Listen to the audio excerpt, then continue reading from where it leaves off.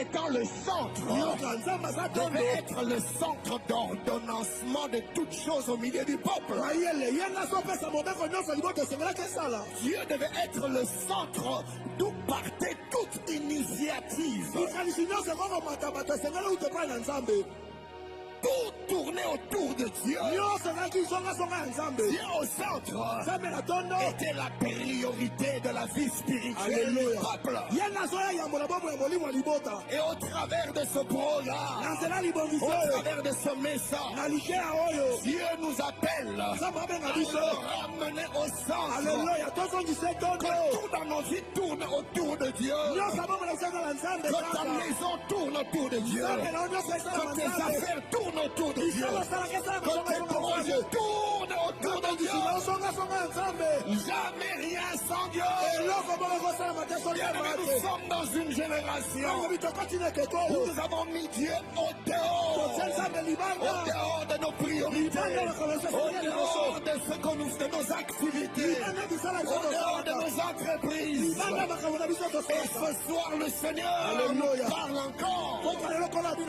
Et ce que Dieu désire, que nous puissions le ramener au centre de nos intérêts. Nous sommes dans un temps où l'homme s'est tourné vers lui-même. Chacun regarde ses intérêts, chacun regarde ses ambitions, chacun regarde les désirs de son corps.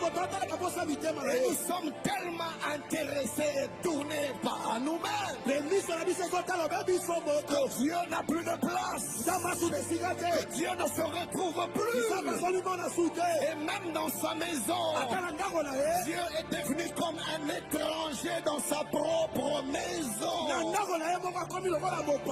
en cette saison, le Seigneur par son esprit crie, le Seigneur parle, le Seigneur interpelle. Ramenez mon trône au centre, ramenez ma présence au centre.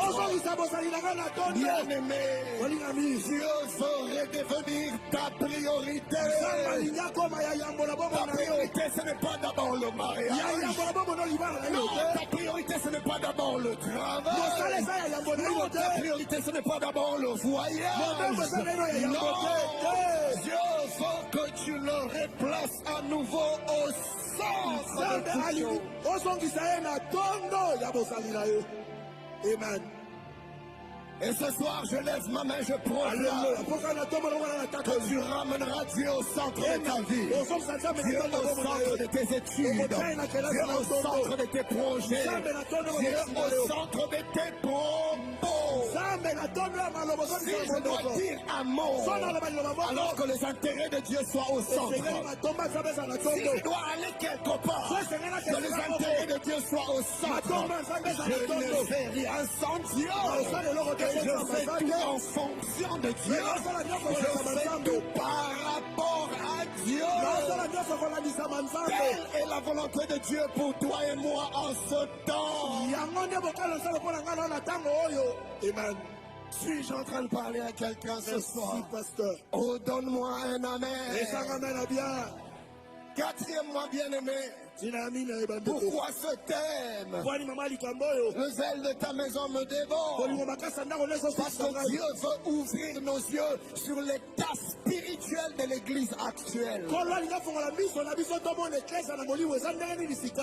Et nous en parlerons. Mon message trouve son fondement dans deux textes des Écritures que je vais nous inviter à lire. Nous sommes dans le livre de 2 Chroniques, le chapitre 29e, du 11e au 17e. Et notre deuxième texte, vous le connaissez, c'est notre texte de base. C'est Jean 2, 13 à 17. Commençons par le second. Jean 2, 13 à 17. La Bible déclare. Je vais lire avec le pasteur Daniel et l'autre texte, je lirai moi-même. Jean 2, 13 à 17, la Bible dit: la parole des Juifs, la Pâque plutôt des Juifs était proche. Et Jésus monta à Jérusalem. Il trouva dans les temples des vendeurs de bœufs, des brebis et de pigeons et les changeurs assis. Ayant fait un fouet avec des cordes, il les chassa tous du temple, ainsi que les brebis et les bœufs. Il dispersa la monnaie des changeurs et renversa les tables. Et il dit aux vendeurs de pigeons, ôtez cela d'ici. Ne faites pas de la maison de mon père une maison de trafic. Ses disciples se souvinrent qu'il est écrit, le zèle de ta maison me dévore. 2 Chroniques 29, 11 à 17, la Bible déclare, maintenant mes fils, cessez d'être négligents, car vous avez été choisis par l'Éternel pour vous tenir à son service devant lui, pour être ses serviteurs et pour lui offrir des parfums. Le verset 12e, la Bible dit, et les Lévites se levèrent.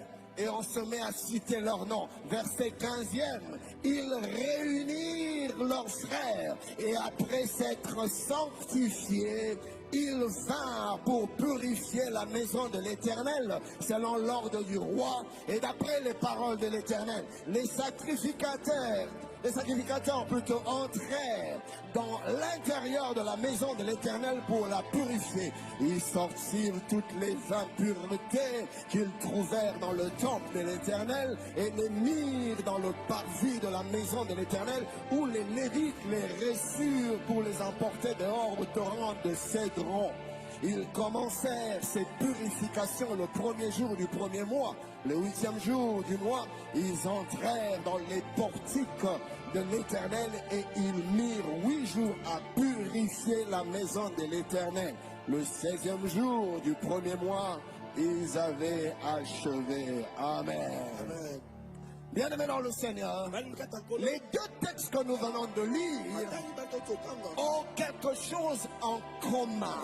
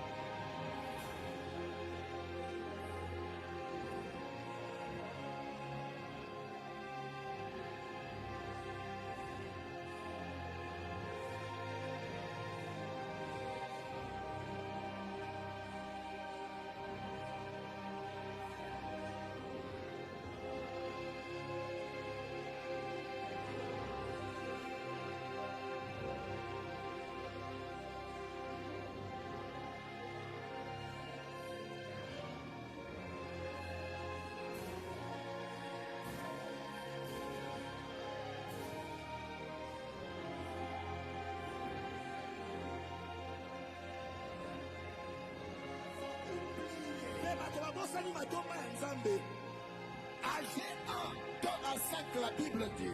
C'est un temps où en Israël le peuple a perdu son zèle pour Dieu. Un temps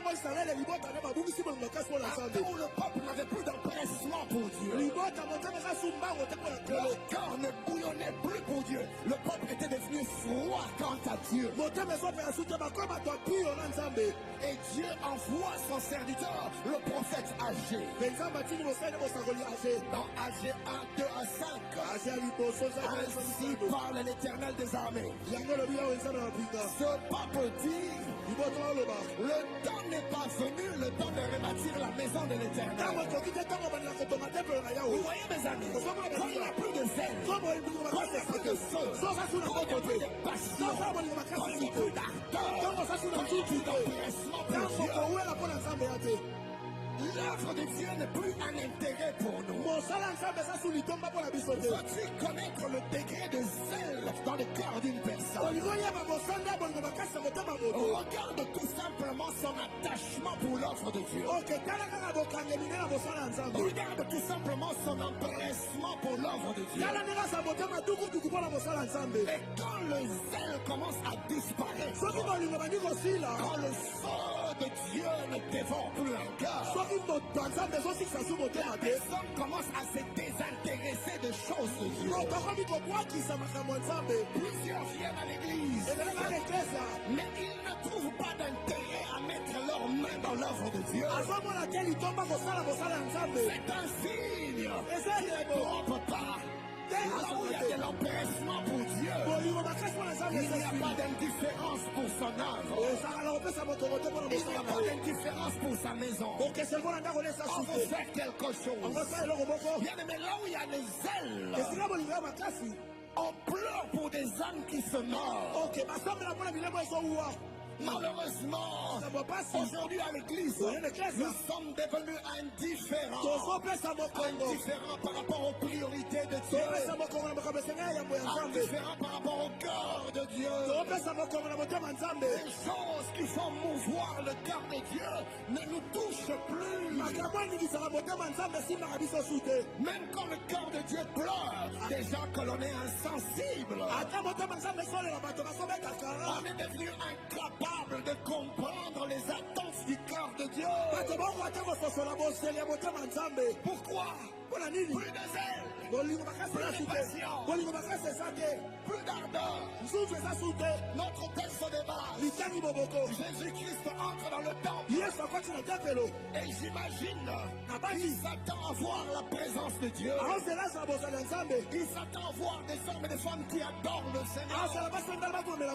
Un peu comme David, il pouvait dire, je suis dans la joie quand on me dit, allons dans la maison du Seigneur. J'imagine le Seigneur en train de s'approcher du temple. Son cœur est dans la joie parce qu'il va rencontrer Dieu. Il va dans la maison de Dieu.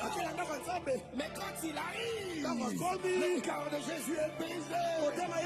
Il est saisi d'une sainte irritation, une sainte colère. Parce qu'alors qu'ils s'attendaient à voir des hommes et des femmes prosterner en train de lever Dieu, ils voient des hommes et des femmes qui tournent le dos aux intérêts de Dieu, qui sont tous investis à leurs propres affaires. Quelle est ton attitude, quel est ton cœur par rapport à l'œuvre de Dieu? Est-ce que ton cœur bat encore pour la maison de Dieu? Ça fait des années que tu prétends connaître le Seigneur. Mais qu'est-ce que tu fais pour la maison de Dieu? Mais qu'est-ce que tu fais pour l'œuvre de Dieu? Quand ça me fait mal, quand je vois des hommes et des femmes en train de bouder, quand il faut faire avancer l'œuvre de Dieu, en train de rechigner, quand on leur demande de s'investir un peu plus dans les choses de Dieu, mais c'est des chrétiens, des enfants de Dieu, désintéressés du cœur de Dieu, désintéressés des attentes de Dieu, désintéressés de la maison de Dieu. Nous sommes devenus des égoïstes. Nous avons oublié celui qui nous a sauvés. Nous avons oublié celui qui est mort à la croix pour nous. Nous ne venons que pour prendre. Nous ne venons que pour manger. Nous ne venons que pour boire. Nous ne venons que pour nous réjouir. Mais nous refusons toute implication dans les intérêts de Dieu. Église du Seigneur, en ce temps de la fin, Le vent de la séduction est en train de souffler. Et ce vent éteint le feu des ailes dans le cœur de plusieurs. Plusieurs sont devenus désintéressés. Plusieurs sont devenus indifférents. Même quand ils font l'œuvre de Dieu, c'est avec négligence, c'est avec mollesse, c'est avec lassitude, c'est avec désinvolture, plus d'empressement. Regarde seulement l'heure à laquelle tu arrives dans la maison de Dieu. C'est lieu où tu es censé rencontrer le Seigneur. Mais tu viens sans empressement. Tu viens entraînant les pas. La moindre excuse est valable pour te faire changer de programme. La moindre opportunité est valable pour te faire changer de programme. Où est passé ton zèle? Où est passé ton empressement pour Dieu? Je prie le Seigneur qui restaure son zèle dans nos cœurs. Dès mon jeune âge, j'ai été dans l'armée du salut. Et on portait des signes sur les épaules. 2 S. Un S sur l'épaule gauche. Et un autre S sur l'épaule droite. Et ces S voulaient dire sauver pour servir. Sauver pour servir. Sauver pour servir. Dieu nous a sauvés. Dieu nous a tout donné. Il nous a même donné celui qu'il avait de plus cher. Il nous a donné son fils. Que dire du fils lui-même? Il s'est livré. Il n'a pas préservé sa vie. Rien ne pouvait le retenir. Il a bravé la honte. Il a bravé le mépris. Il a bravé le rejet. Il a bravé l'humiliation. Homme de douleur. Habitué à la souffrance. On l'a dédaigné. On l'a humilié. On l'a écrasé. Sa chair était déchirée. Son corps brisé. Son sang versé. Lui qui était égal à Dieu. Il n'a point regardé cela comme une poire. La Bible déclare. Il s'est dépouillé. Le Fils de l'homme s'est dépouillé. Le Fils de l'homme s'est dépouillé. Il est devenu semblable à un homme de rien. La Bible déclare. Il n'avait rien pour attirer les regards. Ni beauté, ni éclat. Il a tout donné. Il a tout donné. Sa propre vie, il l'a donné. Jésus parlant aux apôtres leur dit: le Père m'a donné le pouvoir de donner ma vie ou de la retenir. Mais il a choisi de donner. Il livre sa vie pour toi, pour toi, pour toi, pour toi et pour moi. Et maintenant qu'il a besoin de nous, car il veut nous enrôler dans son armée, il veut nous enrôler dans son champ, il veut nous enrôler dans ta maison. Mais le peuple dit: le temps n'est pas venu, le temps de rebâtir la maison de l'Éternel. Dis-moi, si tu n'as pas le temps pour la maison de Dieu, tu as le temps pour quoi? Tu as le temps pour quoi? Si tu n'as pas le temps pour celui qui s'est donné pour toi, si tu n'as pas le temps pour celui qui t'a sauvé, pour celui qui a tout donné, pour celui qui a tout subi, il a tout enduré pour te sauver, pour te sauver, pour te sauver. Tu as le temps pour quoi? Tu as du temps pour quoi? Tu as du temps pour quoi? Tu as du temps pour toi? Tu as le temps pour la télé, oui, tu as le temps pour la télé. Tu as le temps pour Internet. Tu as le temps pour les divertissements. Tu as le temps pour les amusements. Tu as le temps pour faire les courses. Tu as le temps pour les amis. Tu as le temps pour tes propres business. Tu as le temps pour pour ton travail, tu as le temps pour tes études, mais tu n'as pas le temps pour Dieu. Tu n'as pas le temps pour Dieu. Tu n'as pas le temps pour Dieu. Où est passé le zèle? Église, où est passé ton zèle? Église, où est passé ton zèle? Où est passé ton zèle? Où est passé ton zèle? Où est passé ton zèle? Où est passé ton zèle pour Dieu?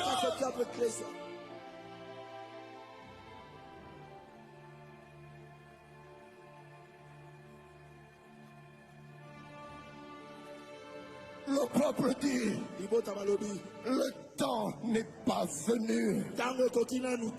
Le temps de rebâtir la maison de l'Éternel. La maison de l'Éternel était en ruine. La maison de Dieu était partie. Et le peuple passait. Il voyait. Mais il tournait le dos. Il passait. Les Lévites venaient. Il voyait. Il tournait le dos.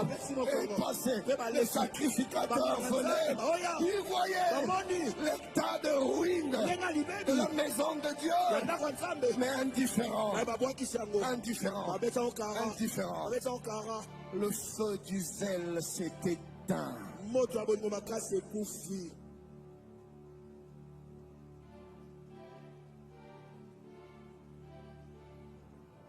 C'est pourquoi la parole de l'Éternel leur fut adressée par Agé le prophète en ce mot. Est-ce le temps pour vous d'habiter vos maisons bien décorées? Quand cette maison est détruite, quand cette maison est par terre. J'ai aimé la version français courant, verset 5e, la Bible dit, je vous le demande, moi le Seigneur de l'univers, réfléchissez à ce qui vous arrive. Réfléchissez. Mon ami, ne sois pas indifférent.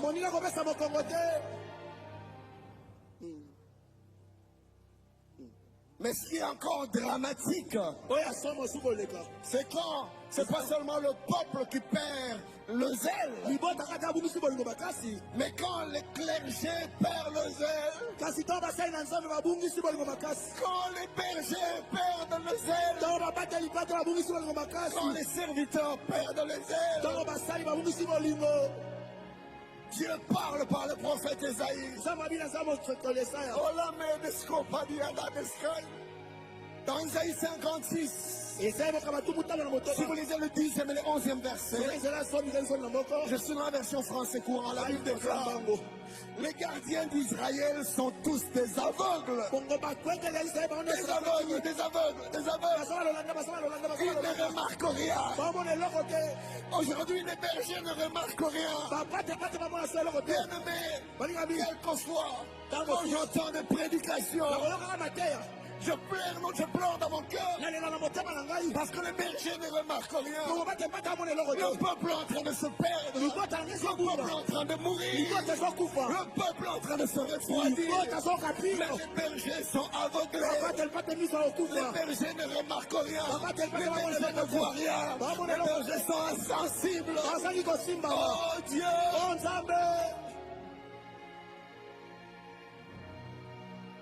On donne au peuple ce que le peuple a envie d'entendre.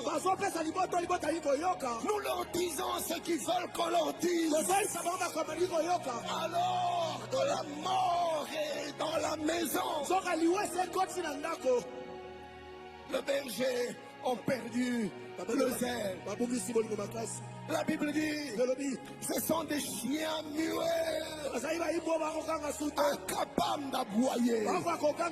Le chien est appelé à aboyer. Quand un voleur arrive, le chien est censé aboyer. Quand le danger arrive, mais Dieu compare les bergers aux chiens muets, incapables d'aboyer. Incapables d'aboyer. Jésus-Christ revient. Jésus revient. Jésus revient. Jésus revient. Oh, berger, avertissons le peuple. Il n'y a plus de temps. Avertissons le peuple. Jésus revient. Jésus revient. Le monde est corrompu. La séduction est entrée.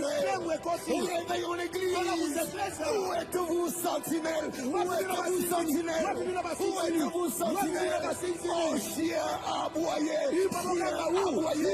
Chien aboyé. Chien aboyé.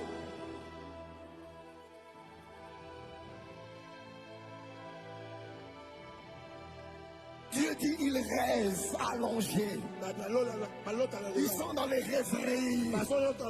Écoutez les prédications. Vous allez comprendre combien les bergers sont dans les rêveries, dans les nuages. Ils ne savent plus entendre le cœur de Dieu. Ils disent Dieu a dit alors que Dieu n'a rien dit. Ils ont des visions que Dieu n'a pas données. Au lieu de ramener le cœur du peuple à Dieu, ils confortent le peuple dans leur perdition.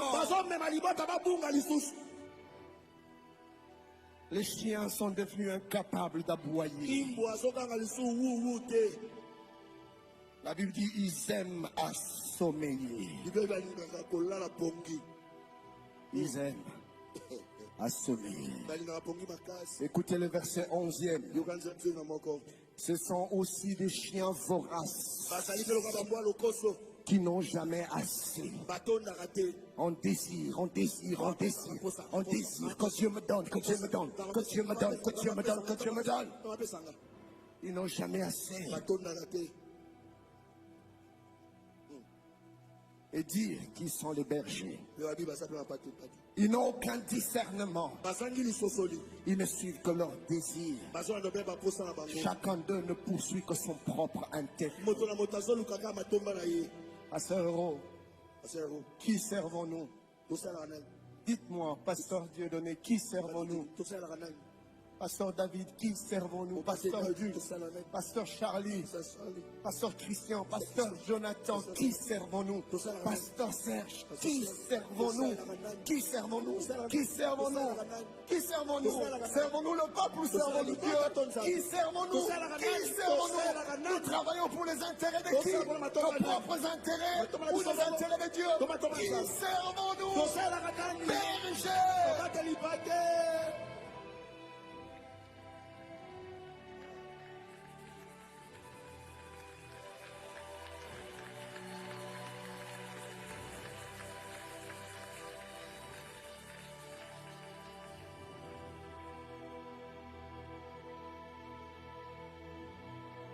Notez cette deuxième vérité. Il n'y a pas de zèle sans pureté. Amen. Et il n'y a pas de pureté durable sans zèle. Bien-aimé, tout zèle qui ne s'accompagne pas de la quête de pureté est un zèle amer, un zèle charnel qui ne vient pas de Dieu.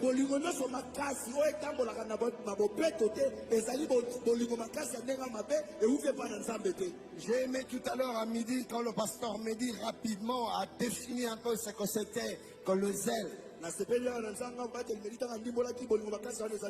Bien aimé, le zèle est une passion qui te brûle au-dedans de toi. Le zèle ne te laisse pas passif. Le zèle te pousse à te lever, te pousse à agir. Le zèle te pousse à défendre les intérêts de Dieu. C'est quoi le zèle? Le zèle est un feu intérieur qui refuse la tiédeur et qui s'oppose à tout ce qui déshonore le nom de Dieu. Là où il y a le zèle, on n'est pas indifférent. Quand la pureté entre, là où il y a le zèle, on ne se tait pas. Quand il y a compromission, voilà pourquoi quand Jésus a vu la compromission dans le temple, il n'est pas resté passif. Il a fait un fouet et s'est mis à chasser les intrus de la maison de Dieu. Là où il y a le zèle, on n'est pas passif. On se lève, on agit, on se lève, on parle, on se lève et on réagit. Merci, pasteur. Le zèle est une flamme divine qui embrase le cœur de l'homme et le transforme en un instrument de réforme et de restauration. Yes. T'es-tu levé dans ta maison? T'es-tu levé dans ta famille? Et pourtant, que des gens qui ne connaissent pas le Seigneur, que des gens qui vivent dans le péché, mais tu es devenu complice avec eux. Quelquefois même tu t'es mis à faire ce que eux font. Où est passé ton zèle? Regarde-toi, tu es entré dans une vie de mélange. Oui, une vie de mélange. Tu vis dans le mélange. Tu vis dans le mélange. Où est passée ta pureté? Où est passée ta crainte de Dieu? Tu vis dans le mélange. Échec. Là où il y a le zèle, on se lève pour les intérêts de Dieu. Bien-aimé, le zèle est une sainte ardeur qui rend l'homme incapable de rester silencieux là où Dieu est offensé.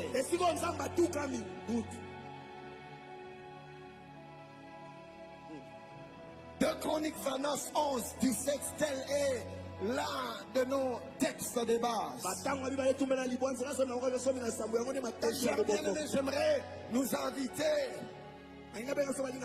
dans les quelques minutes qui me restent avant que nous puissions nous plonger dans la prière à analyser un peu le contexte de ce texte. 2 Chroniques 29, 11 à 17. Il s'agit du roi Ézéchias. Le roi Ézéchias était un roi zélé. Son cœur brûlait pour Dieu. Il était enflammé pour Dieu. Mais Ézéchias habitait au milieu d'un peuple négligent. Ézéchias habitait au milieu d'un peuple refroidi. Et ce texte se situe donc au début de son règne, quand il a accédé au pouvoir. À l'époque, c'était encore un jeune homme de 25 ans. Et il était en train de succéder son père. Et son père, répondant au nom d'Akaz, c'était un homme infidèle qui ne craignait pas Dieu. Et le roi Akab qui a précédé Ézéchias a fait des choses inimaginables. Je vais nous relever 3. Premièrement, Akaz, ce roi infidèle, bien aimé, écoutez ça. Akab a fermé les portes du temple. Je suis dans 2 Chroniques 28. Le verset 24e. Écoutez. Akaz rassembla les ustensiles de la maison de Dieu. Et il mit en pièces les ustensiles de la maison de Dieu. Akaz, qu'est-ce que tu as contre Dieu? Qu'est-ce que Dieu t'a fait? Qu'est-ce que Dieu t'a fait? Akaz a pris les ustensiles que l'on utilisait dans la maison de Dieu pour adorer Yahweh. Akab les a pris. Akaz les a pris et s'est mis à les briser, à les mettre en pièces. Et la Bible déclare, il ferma les portes de la maison de l'Éternel. Personne n'entre. Et il se fit des hôtels à tous les coins de Jérusalem. Quand il a fermé les portes du temple, c'est-à-dire que le culte n'existait plus. Le culte n'existait plus. Vous voyez, frère, fermer les portes de la maison de Dieu. Cela veut dire qu'on ferme les portes à Dieu. Cela veut dire qu'on ferme les portes de la présence de Dieu. Vous voyez ce qui se passe quand le zèle s'éteint. On ne désire plus la présence de Dieu. Et je vais vous dire un danger. Quand le zèle commence à s'éteindre, on ne se détourne pas de Dieu directement. Mais c'est toujours un processus. Ça va petit à petit. Alors qu'autrefois, tu étais radical face à l'impureté. Tu servais Dieu avec crainte et tremblement. Il y a des choses que tu ne tolérais pas. Il y a des choses que même tes oreilles ne pouvaient pas entendre. Il y a des propos que ta bouche ne pouvait pas prononcer. Il y a des images que tu ne permettais pas à tes yeux de voir. Il y a des milieux que tu ne pouvais fréquenter. Parce que le feu de Dieu te consumait au-dedans de toi. Et une fois que tu étais dans un environnement peu recommandable, tu devenais mal à l'aise. Tu perdais la paix. Tu perdais la quiétude. Pourquoi? Parce que le zèle de la maison de Dieu te dévorait. La passion de Dieu te dévorait. Mais petit à petit, ton zèle se mit à s'éteindre. Et tu ne t'es pas mis à te compromettre directement, non. Cela est allé étape par étape. Tu t'es mis à tolérer ce que tu ne tolérais pas. C'est-à-dire que tu ne vivais pas dans le péché. Mais tu t'es mis à tolérer ceux qui vivent dans le péché. Tu t'es mis à côtoyer ceux qui offensent Dieu. Comment pouvons-nous être amis avec ceux qui détestent Dieu? Comment peux-tu être ami avec les ennemis de Dieu? Car la Bible déclare: n'aimez point le monde, ni ceux qui se trouvent dans le monde. L'amour du monde est inimitié contre Dieu. Ceux qui vivent dans la mondanité sont des ennemis de Dieu. C'est ce que la Bible nous dit. Mais comment peux-tu te faire ami avec les ennemis de Dieu? Toi qui es censé être ami de Dieu. Mais disons-nous pas que les amis de mes amis sont mes amis et que les ennemis de mes ennemis sont mes ennemis. Comment peux-tu prétendre être ami de Dieu et fréquenter les ennemis de Dieu? Tu passes ton temps avec des gens qui offensent Dieu à longueur de journée. Des gens qui vivent sans valeur, sans crainte, sans foi ni loi. Aujourd'hui encore, tu fréquentes des gens qui vont dans des boîtes de nuit. Mais vous parlez de quoi? Vous parlez de quoi? Vous passez votre temps à parler de quoi? Comment peux-tu trouver du plaisir au milieu des ennemis de Dieu? Et c'est chose que tu ne faisais pas autrefois. Parce que le feu te dévorait. Mais quand ce feu s'est mis à s'éteindre, tu es devenu tolérant. Tu es devenu laxiste. Tu es devenu modéré. L'église aujourd'hui est remplie de chrétiens modérés. Des chrétiens cool. Des chrétiens pleins. Petit à petit. Mais tu étais au milieu d'eux. Tu ne parlais pas, tu écoutais seulement. Et petit à petit, tu t'es mis aussi à commenter. Et te voilà aujourd'hui en train de critiquer les églises. Toi, enfant de Dieu, tu te mets à critiquer l'œuvre de ton père. Tu te mets à critiquer les hommes de Dieu. Ensemble avec les païens, vous parlez en mal des serviteurs de ton père. Et tu es là. Les hommes et les femmes pour qui Dieu a payé le prix. Tu t'es mis à les critiquer ensemble avec les ennemis de Dieu. Et tu critiques, et tu critiques, et tu critiques. Et tu prends les informations que tu as puisées à l'église. Tu les exposes à la place publique afin que les païens critiquent. Les païens se moquent. Les païens râlent. Ils rient.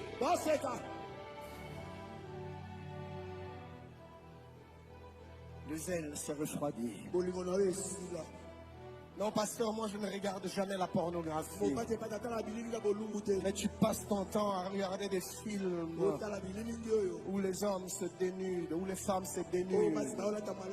Tu passes ton temps à regarder des films où on ne parle que mensonge, que trahison, où on ne parle que violence, où il n'y a que vulgarité de langage, où on ne parle que sexe, de manière claire ou de manière sous-entendue. Et toi qui es censé être le temple de Dieu, le temple de Dieu, le temple du Saint-Esprit, tu passes ton temps à écouter ces abominations. Tu passes ton temps à écouter ces impuretés, à regarder, à suivre ces impuretés. Et dis, Seigneur, juste nous attends. Alors nous continuer à perdre notre temps devant ces feuilletons télévisés où tu vas série après série, saison après saison. Tu passes de ça, tu passes de journée entière, tu passes de nuit. Et qu'est-ce que tu entends? Des grossièretés. Et qu'est-ce que tu entends? Des jurons. Et qu'est-ce que tu entends? Des insanités. Et qu'est-ce que tu entends? Des abominations où on parle du sexe, de l'immoralité, de l'homosexualité, où on parle de criminalité, où on parle de trahison, où on ne parle que de violence. Que de violence. Où est passé ton zèle, mon ami? Où est passé ton zèle? Où est passé ton zèle? Là où il y a le zèle, le cœur bouillonne, et on devient mal à l'aise. Quand Jésus est entré dans le temple, il n'était pas à l'aise. Son corps bouillonnait, il ne pouvait pas supporter. Mes yeux ne peuvent voir la compromission. Et il y a que, j'imagine le cœur de Jésus. En quelques secondes, Jésus a réfléchi. Il n'y a que deux choses. Ou soit c'est moi qui sors de la maison de mon père, ou soit c'est eux qui sortent de la maison de mon père. Le choix est clair. La maison de Dieu appartient à Dieu. Je vais mettre ces intrus dehors. Je vais mettre ces voleurs dehors. Et il dit, cette maison, la maison de Dieu, est appelée une maison de prière. Car la Bible dit, ma maison sera appelée une maison de prière. Mais vous en avez fait une caverne de voleurs. Ton corps est le temple du Saint-Esprit. Ton corps c'est la demeure de Dieu. Ton corps est le tabernacle de Dieu. Ne laisse pas la pureté cohabiter avec la pureté. Merci, pasteur.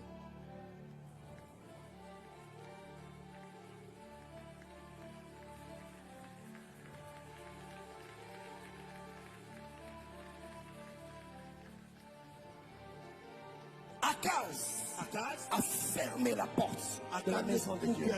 Cela veut dire ici plus de présence de Dieu. Car c'est dans la maison de Dieu où les gens allaient rencontrer Dieu. C'est dans la maison de Dieu où le peuple allait écouter Dieu. Mais Akaz ferme la maison de Dieu. Cela veut dire plus personne ne pouvait entendre Dieu. Tu es le temple de Dieu. Autrefois, les gens entendaient Dieu par toi. Autrefois, les gens voyaient Dieu par toi. Autrefois, les gens venaient vers toi pour être touchés par Dieu. Mais tu as fermé la porte de la maison de Dieu. Aujourd'hui, ta bouche ne parle plus de Dieu. Tu es devenu incapable de parler de Dieu. Tu es devenu incapable de parler de Dieu. Akaz, qu'est-ce que Dieu t'a fait? Pourquoi as-tu fermé les portes de la maison de Dieu?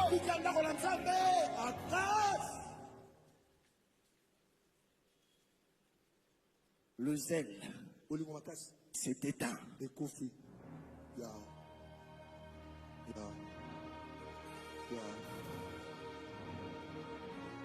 Que des hommes et des femmes qui auraient pu être touchés par Dieu au travers de toi. Que des hommes et des femmes auraient pu entendre la pensée de Dieu, la sagesse de Dieu au travers de toi. Mais tu as fermé les portes. Tu as fermé les portes. Tu as fermé les portes. Tu t'es mis à trouver ton bonheur dans des choses qui offensent le cœur de Dieu. Ta joie n'est plus dans la maison de Dieu. Je me rappelle de David qui pouvait dire je suis dans la joie quand on me dit allons dans la maison de Dieu. Mais la maison de Dieu n'est plus l'objet de ta joie.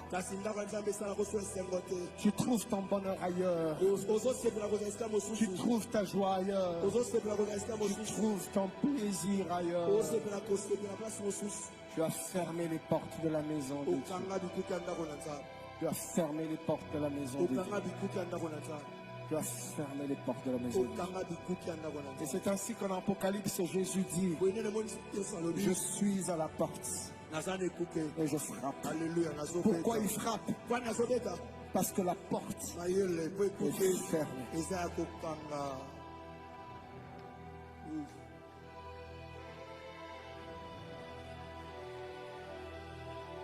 Deuxième chose que le roi Akaz a fait. Bien aimé, la Bible déclare, le roi Akaz a éteint le feu sur l'autel. Il a éteint le feu sur l'autel. Alors que Dieu avait clairement dit aux enfants d'Israël, je suis dans Lévitique 6, 12 à 13. Dieu dit, le feu brûlera sur l'autel. Le feu brûlera sur l'autel. Il ne s'éteindra point. Dieu dit chaque matin, le sacrificateur y allumera du bois, arrangera l'holocauste et brûlera la graisse de sacrifice d'action de grâce. Verset 13. Le feu brûlera continuellement sur l'autel. Il ne s'éteindra pas. Le feu. Le feu est l'image de la présence de Dieu. Le feu est l'image de la puissance de Dieu. Le feu est l'image de l'Esprit de Dieu. Le feu est l'image de l'approbation de Dieu. Le jour où le Saint-Esprit est descendu sur les apôtres, la Bible dit, des langues semblables à des langues des feux apparurent sur leur tête. Et ils se mirent à parler en d'autres langues. Le feu, image de l'Esprit de Dieu. Le jour où le prophète Élie a présenté le sacrifice, la Bible déclare, le ciel s'est ouvert, le feu est descendu. Le feu est l'image de l'approbation de Dieu. Le feu, la Bible dit que dans le désert, Israël était conduit le jour par la colonne de nuée, la nuit par la colonne de feu. Le feu est l'image de la présence de Dieu. Rappelez-vous au buisson ardent, le buisson qui brûlait sans se consumer. Le feu, image de la présence de Dieu. Et Dieu dit, le feu ne s'éteindra pas sur l'autel. Que ma présence soit continuelle, que ma puissance soit continuelle, que le feu ne s'éteigne pas. Amen. Et Dieu dit à Israël, chaque matin, le sacrificateur entretiendra le feu. Bien aimé, le feu doit être entretenu ou sinon il s'éteint. Il dit, il arrangera, il amènera le bois, il arrangera. La Bible dit, faute de bois, le feu s'éteint. Le feu du zèle ne peut s'éteindre que quand on a arrêté de l'entretenir. Dieu dit, chaque matin, le sacrificateur a la responsabilité d'entretenir le feu. Mon ami, si tu n'entretiens pas le feu du zèle, tu finiras comme le roi Akaz. Tu finiras comme le roi Akaz. Non seulement qu'il a fermé les portes du temple, mais il a éteint le feu de l'autel. Akaz a éradiqué la présence de Dieu au milieu de Jérusalem. Mon ami, ton zèle ne s'entretiendra pas de soi. C'est ta responsabilité d'alimenter le feu. Et j'ai une joie ce soir de t'annoncer que Dieu est prêt, premièrement, à te pardonner. Bien-aimé, le message de ce soir n'avait pas pour objectif de nous culpabiliser. Le message de ce soir avait pour objectif de nous ramener à Dieu, de réouvrir les portes de la maison de Dieu et de rallumer le feu sur l'autel. Je lève ma main, je déclare que le zèle de la maison de Dieu te dévore, que le feu de Dieu te consume encore. Je dis que le feu de Dieu te consume encore. Donne-moi un ami. Telle est la volonté de Dieu. Ce soir, Dieu est prêt à te pardonner, à te purifier, à te relever, à te restaurer. Tu t'es refroidi, mais le Seigneur te tend la main. Il veut te redonner la flamme d'autrefois. Il veut te redonner la vigueur d'autrefois. Il veut te redonner le zèle d'autrefois. Désormais, on dira de toi ce que les disciples ont dit de Jésus. Quand ils ont vu Jésus agir, la Bible dit, il se souvint qu'il est écrit, le zèle de ta maison me dévore. Je lève ma main, je déclare, on te fera et on témoignera de l'ardeur, de la flamme, du zèle de Dieu dans ton corps et dans ta vie. Reçois cela au nom de Jésus. J'aimerais que nous puissions nous lever ce soir. Dans les 15 minutes qui nous restent, nous allons monter en prière. Nous allons rallumer le feu de Dieu dans nos cœurs. Le feu de la passion de Dieu dans nos cœurs. Le feu du zèle de Dieu dans nos cœurs. Le feu de l'empressement dans nos cœurs. Car telle est la volonté de Dieu. Mon ami, le temps du sommeil spirituel est terminé. Oh, je pensais que je parlais à quelqu'un. Regarde ton voisin, dis-lui, voisin, le temps du sommeil spirituel est terminé. Change de voisin, dis-lui la même chose. Le temps du sommeil spirituel est terminé. Dis avec moi, paix. Je n'ai pas entendu ta voix, paix. Ce soir, me voici. J'ouvre mon cœur. Je suis prêt à réouvrir les portes du temple. Je suis prêt à rallumer le feu de ton zèle dans ma vie. Au nom de... Claque les mains et mets-toi à le demander à Dieu. Bien-aimé, prie. Les jours sont mauvais. Le diable agit. Le vent de séduction souffle. Il est en train d'éteindre plusieurs feux. Mais déclare, mon feu ne s'éteindra pas.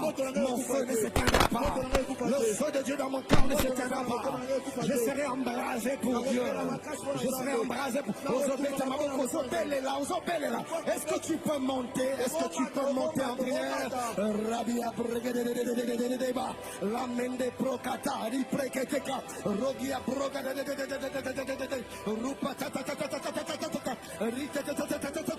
oui, refuse la froideur. Le temps n'est plus à la froideur. C'est le temps de rebâtir la maison de Dieu. Le temps n'est plus à la distraction. C'est le temps de rallumer le zèle. C'est le temps de rallumer le feu.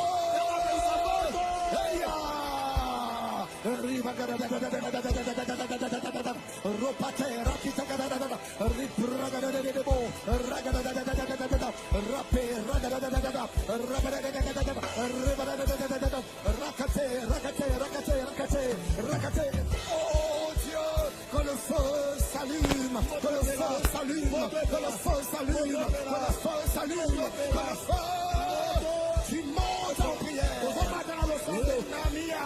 Demande plus de feu, plus de feu, plus de feu, plus de feu. Je ne veux pas être froid, je ne veux pas être tiède, je veux être chaud, je veux brûler pour mon Dieu, je veux brûler.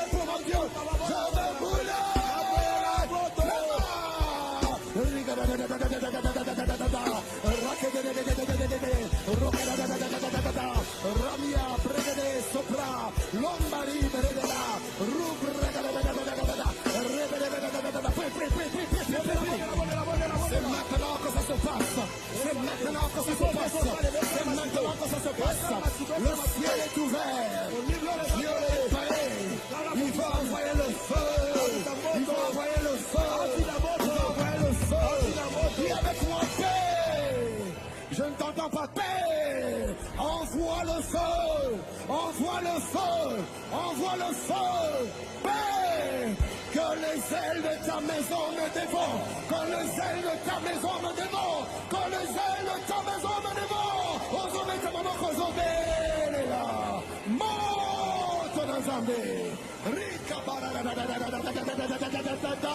Helia. Helia. Helia.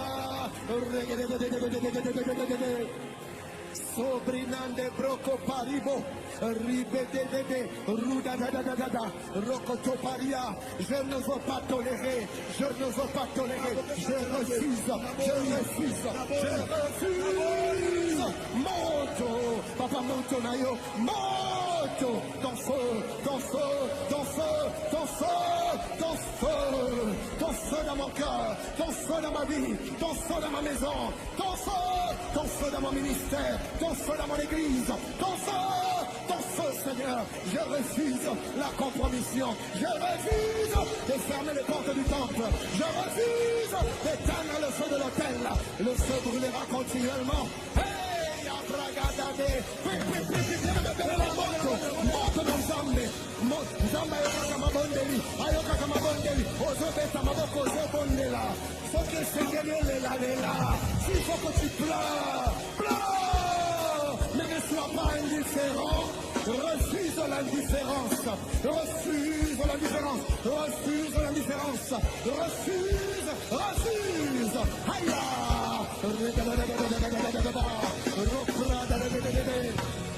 Sandabalia.